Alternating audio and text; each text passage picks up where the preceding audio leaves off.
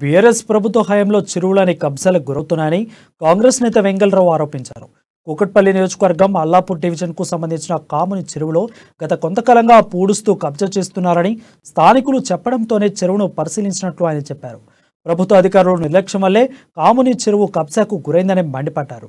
చెరువు కబ్జాకు గురవుతుందని అని చెప్పినా ఎమ్మెల్యే కార్పొరేటర్ పట్టించుకోవట్లేదని విమర్శించారు. ఇప్పటికైనా చెరువు కబ్జా చేసే వారిపై తగిన చర్యలు తీసుకోకపోతే విషయాన్ని నేరుగా కలెక్టర్ దృష్టికి తీసుకెళ్తామని వెంగళరావు హెచ్చరించారు.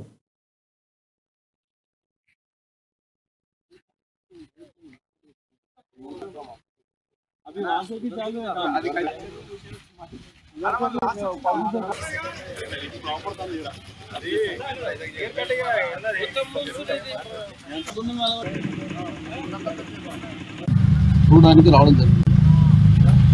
దాదాపు టీఆర్ఎస్ గవర్నమెంట్ వచ్చినాక ఇప్పుడు బీఆర్ఎస్ అయినట్టుంది. దాదాపు 8-9 సంవత్సరాల్లో మా కుక్కట్పల్లి కాన్స్టిట్యున్సీలో ఏదైతే ఇప్పుడు చూసేది కామన్ చెరువు,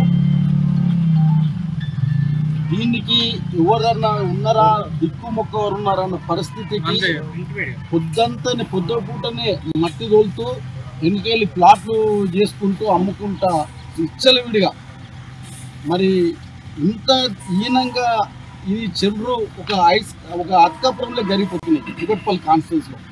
ఇలా మేము బోయినపల్లి చెరువు చూసుకున్నా, ఇక్కడ సున్నం చెరువు చూసుకున్నా, ఈ 4